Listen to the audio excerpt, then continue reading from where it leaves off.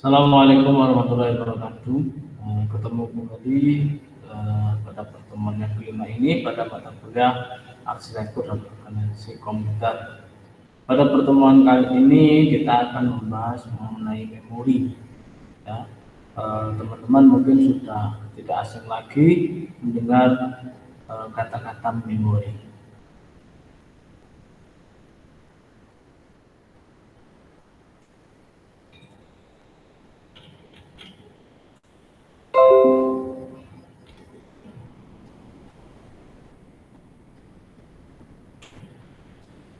Memori merupakan tempat menampung dan kode instruksi program. Di memori ini bagian dari komputer, tempat program-program dan data-data disimpan.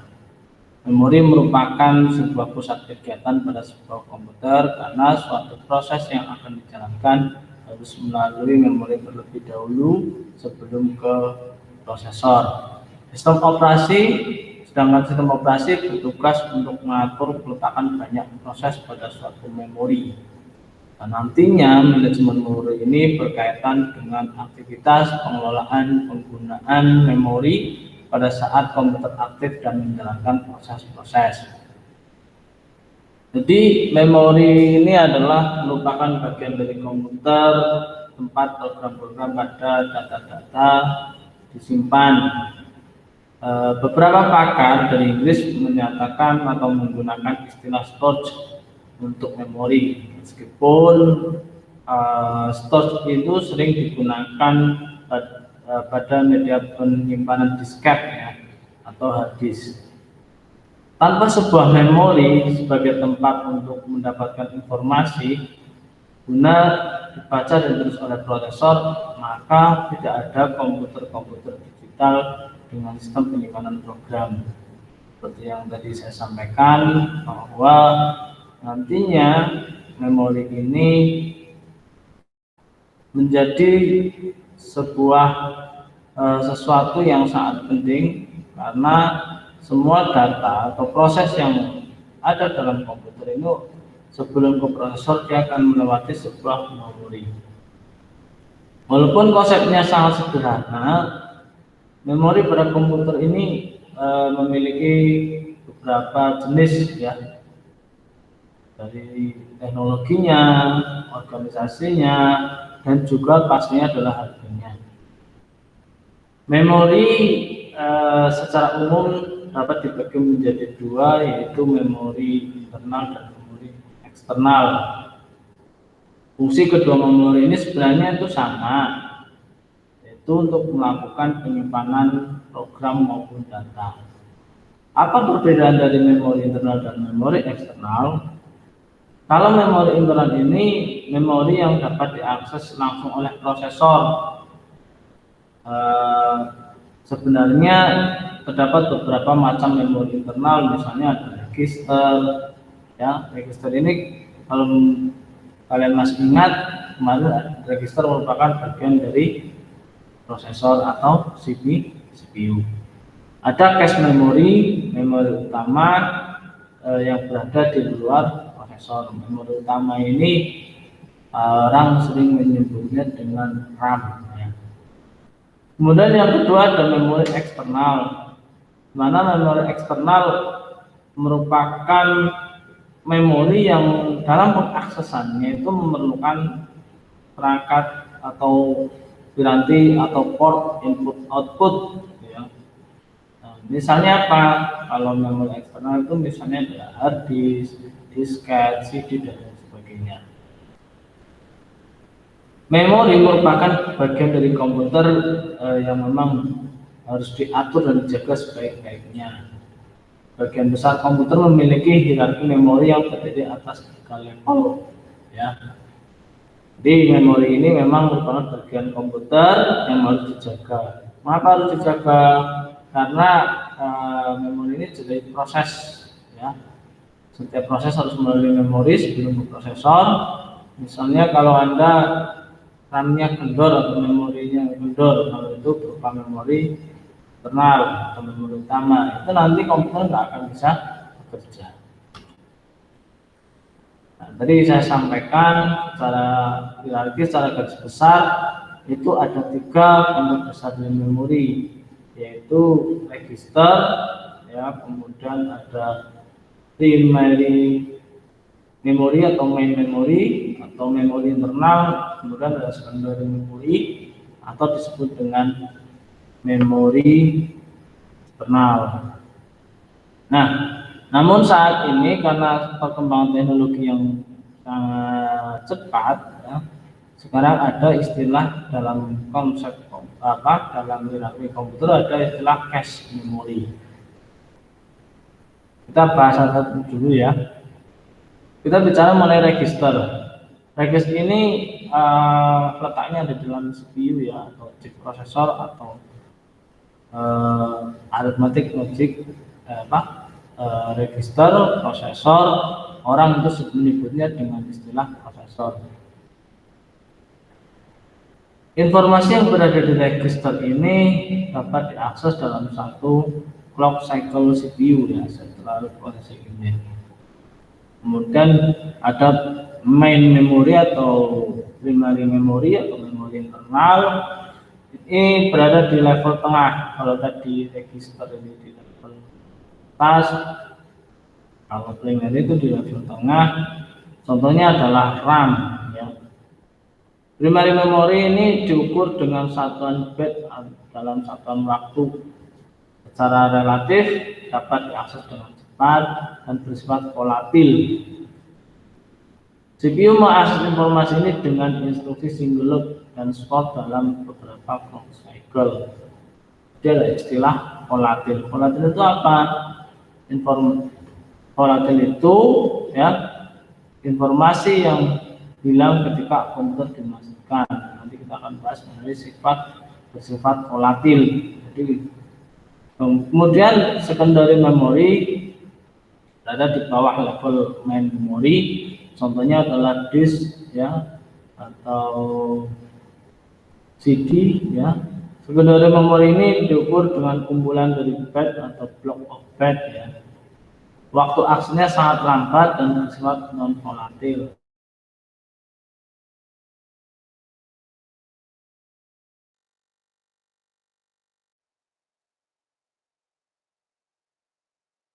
Masih tetap akan tersimpan.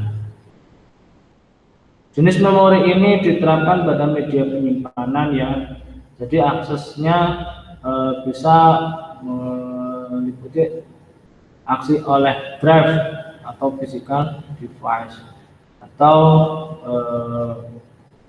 kalau secondary memory ini misalnya ada disk ya. Nah, di situ kan kalau datanya di dalam walaupun komputer dimatikan data itu tidak akan hilang. Nah, ini tadi mengenai lokasi memori, register, memori yang berada dalam CPU, ada internal yang ada di luar CPU, kemudian ada eksternal. Ini harus melewati perangkat input output. Ya. Dan tadi ada cache memory. Cache memory ini termasuk dalam internal, artinya dia itu tidak ada di dalam CPU. Namun dia ada di dalam motherboardnya. Kalau eksternal dia nanti ada di luar komputer ya, di luar boardnya, karena untuk mengaksesnya itu diperlukan melalui port input output. Berdasarkan karakteristik untuk kerja, memori ini memiliki 3 parameter pengukuran. Pertama ada access time. Access time itu pada memori random, waktu akses adalah waktu yang dibutuhkan untuk melakukan operasi baca dan tulis. Ini access time. Saya istilah lagi. Yang kedua ada memory cycle time. Memory cycle ini digunakan pada random access memory atau RAM dan terdiri access time ditambahkan dengan waktu yang diperlukan transit agar hilang pada saluran sinyal. Dan istilah ketiga adalah transfer rate, di mana kecepatan data transfer unit memori atau dari unit memori. Nah, kalau kita bicara kinerja performa itu nanti ada hubungannya dengan kapasitas, berapa clocknya dan lain sebagainya, isinya dan sebagainya. Untuk tipe fisik RAM ini ada memori semikonduktor atau dengan teknologi VLSI. Ini contohnya adalah RAM. Kemudian ada memori magnetik. Kalau memori magnetik ini dia menggunakan magnet di dalamnya, namanya disk kita. Ada optik. Memori optik ini berupa CD atau DVD, teman-teman sudah sering menggunakan ini ya. Kemudian magnetik optik itu berupa hologram. Nah, kalau flash disk itu di mana? Flash disk itu dia media penyimpanannya menggunakan chip ya. Dia bukan menggunakan magnet. Kalau dalam CD di dalam flash itu dia tidak menggunakan. Nah, tadi kita sudah bahas mengenai volatil dan non volatil di atas. Jadi sekali lagi, volatil merupakan informasi yang akan hilang apabila daya listrik dimatikan. Dengan volatil, memori tidak hilang walaupun daya listriknya hilang. Jadi RAM, misalnya RAM itu bersifat volatil atau non volatil? Volatil ya, informasi akan hilang apabila daya listriknya dimatikan. Coba aja kalau Anda menggunakan komputer ya, tiba-tiba mati listrik, apa yang kita kerjakan nanti akan hilang. Karena sebenarnya ketika kita mengerjakan dengan komputer itu sementara disimpan di dalam RAM. Kemudian ada non volatil, walaupun nanti listriknya mati atau komputer dimatikan sebagai daya listrik, dia tidak akan hilang. Contohnya adalah file-file yang Anda punya di dalam disk, walaupun mati listrik, file itu tetap masih ada.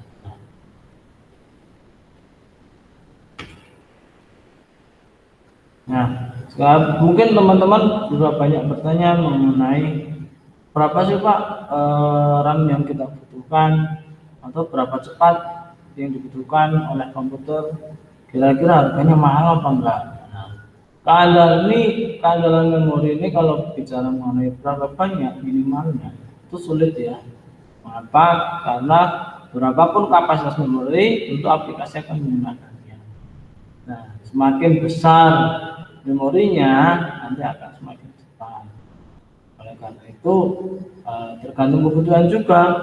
Kalau misalnya Anda hanya digunakan untuk aplikasi perkantoran, office saja, itu nggak perlu RAM besar, itu ya juga sudah cukup baik ya digunakan. Berbeda dengan misalnya Anda digunakan untuk grafis, pasti dia akan memakan memori yang cukup besar. Jadi kalau berapa banyak yang dibutuhkan itu tergantung nanti kebutuhan pengguna, dan juga kaitannya dengan prosesor. Nah, prosesornya kecil, RAM-nya besar, ini berimbang juga ya, juga akan menjadi banyak. Kemudian berapa cepat? Tadi saya sampaikan bahwa memori itu harus mengikuti kecepatan CPU atau prosesor sehingga terjadi sinkronisasi kerja antar CPU dan memori. Tadi kita sudah banyak berapa kapasitasnya dibesarkan, tapi ingat juga prosesornya. Kemudian apakah memori itu mahal? Sangat relatif ya. Kalau semakin besar kapasitasnya, pasti dia akan harganya akan lebih mahal. Misalnya yang 2 GB, 4 GB, 6 GB, 8 GB, ada 6 GB ya, 8 GB, itu pasti akan berbeda-beda. Nah, tadi ada istilah cache memory. Nah, cache memory ini berfungsi untuk mempercepat kerja memori sehingga mendekati kecepatan prosesor. Cache memory ini berisi salinan memori utama. Memori utama lebih besar kapasitasnya, namun lambat operasinya. Dan cache memori ini akan berukuran kecil namun lebih cepat. Oleh karena itu, agar memori ini bisa bekerja dengan di prosesor, maka ada cache memori. Nanti dia akan membantu memori untuk membaca supaya lebih cepat sehingga dapat seimbang dengan prosesor. Cache memori ini ada dua macam, cache memori internal yang terdapat dalam internal prosesor. Nah, cache memori ini kecepatan akses sangat tinggi dan harganya sangat mahal. Ya. Kalau cache memori ini sudah ada di Pentium 4, Pentium 3 ya, dan sekarang sudah banyak yang menggunakan AMD. Hanya kalau di prosesor juga nanti tidak juga cache-nya berapa. Kemudian cache memori yang terdapat di luar prosesor yaitu ada di motherboard.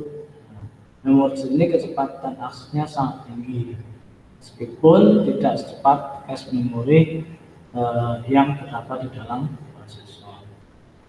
Semakin besar kapasitasnya maka semakin mahal dan cepat ya. Nah ini kita bisa lihat di dalam motherboard ya, kapasitas cache memorinya itu berapa. Dan kan kalau di motherboard itu ada spesifikasinya ya, di asal motherboard.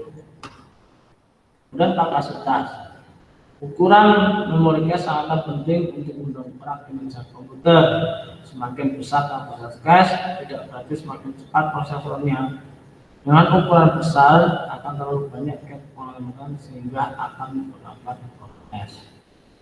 Nah, ini perlu diketahui juga. Ya, bahwa ukuran memori cache sangatlah penting untuk mendongkrak komputer ya. Namun perlu diketahui ya, di sini bahwa semakin besar kapasitasnya tidak, tapi semakin cepat prosesornya.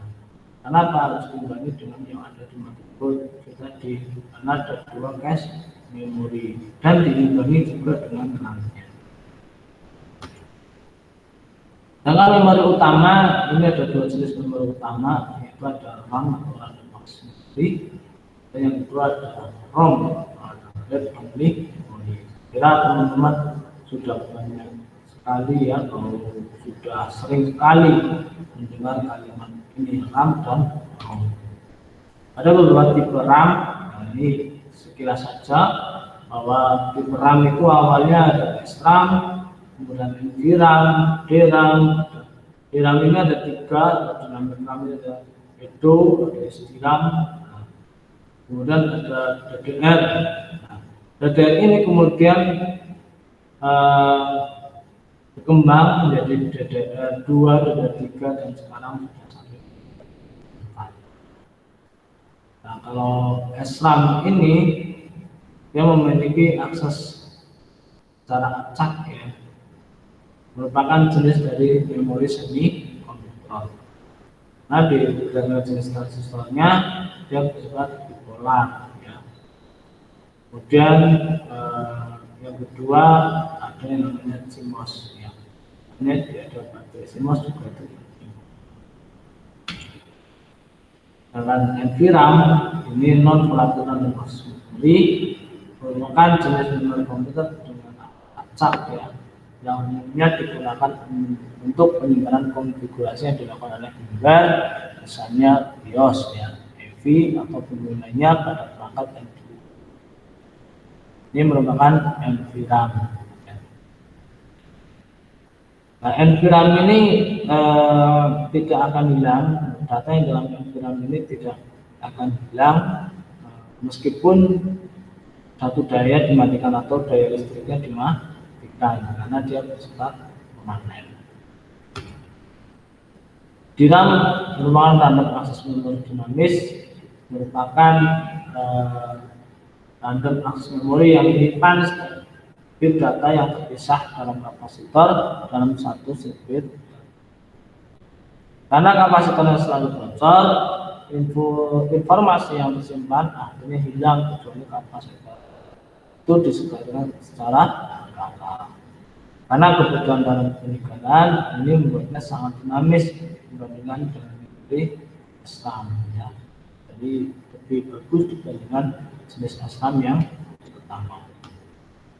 Ini contoh dari DRAM, ada EDO, ada SDRAM ya. Kalau EDO itu terdiri 72 pin dengan tegangan 2,5 volt dan SDRAM ada 168 pin. Pinnya mana? Pinnya itu yang garis-garis kuning, itu namanya pin. Sedangkan DDR atau SDRAM itu ada 184 pin dengan tegangan 2,5 volt. Di untuk RAM ini membutuhkan tegangan 25 volt. Nah, DDR2 ada 240 pin, tegangannya lebih rendah yaitu 1,8 volt. DDR3 ini menggunakan atau lebar pita tinggi ya, yang telah digunakan sejak tahun 2007.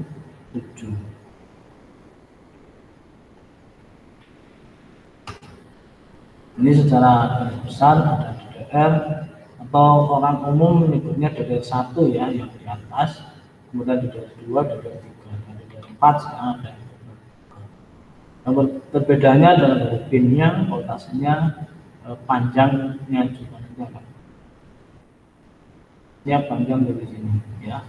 Nah, ini akan beda. Ada ROM, Rounded Memory, merupakan memori yang ada di dalam komputer. ROM ini sifatnya permanen, artinya program atau data yang di dalam ROM ini tidak mudah hilang atau berubah walaupun aliran listrik dimatikan. Salah satu contoh RAM ini adalah BIOS. BIOS yang berisi program dasar dari sebuah sistem komputer yang fungsinya adalah untuk mengatur atau menyiapkan semua peralatan komputer yang ada dalam komputer saat komputer dibuat. Nah, ini kalau teman-teman mungkin sering dengan kalimat flash BIOS gitu ya. Nah, sebenarnya flash BIOS itu dia mengisi program kembali pada BIOS ketika BIOS itu sudah tidak bisa bekerja. Biasanya kalau BIOS-nya rusak itu mengalami gangguan atau kerusakan komputer tidak dapat di display ya. Di komputernya hidup namun dia tidak bisa display. Ini ada jenis-jenis ROM, ada ROM ya, ada EEPROM dan EEPROM ya. Kalau PROM ini dapat diprogram sekali saja oleh programmer. Jadi ini kalau sudah bawaan dari pabrik sudah tidak dapat diprogram kembali. Kalau EEPROM atau EEPROM, nah, ini dapat dihapus dengan ultraviolet, tetap dapat diprogram kembali berulang-ulang. Nah, kalau bedanya apa? Kalau jenis pertama tidak bisa diprogram, kalau jenis kedua bisa diprogram, namun dia menggunakan ultraviolet. Nah, kalau EEPROM ini dapat dihapus secara elektronik dan dapat diprogram kembali. Jadi kalau sekarang itu banyak menggunakan EEPROM karena dengan EEPROM itu dapat dihapus, diprogram kembali secara elektronik. Misalnya kalau ada istilah mereset printer ya, di dalam printer juga ada EEPROM-nya. Bagaimana hubungan antar memori? Kalau dikaitkan dengan harga, semakin ke bawah harganya akan semakin murah. Mengapa semakin murah? Karena diberikan berdasarkan rupiah per bit data yang disimpan. Kemudian kapasitas semakin ke atas, umumnya kapasitasnya semakin terbatas. Maksudnya pasti ada batas-batasnya, dan itu kelipatannya ada 1 giga, 2 giga, 4 giga, ada 3 giga, 5 giga enggak ada. Frekuensinya semakin ke atas semakin tinggi frekuensi bahasa. Biasanya semakin ke atas atau lebih besar, nanti kita bisa mencari frekuensi besar yang lebih besar. Oke, saya kira itu saja untuk pertemuan kali ini. Saya mohon maaf. Terima kasih. Assalamualaikum warahmatullahi wabarakatuh.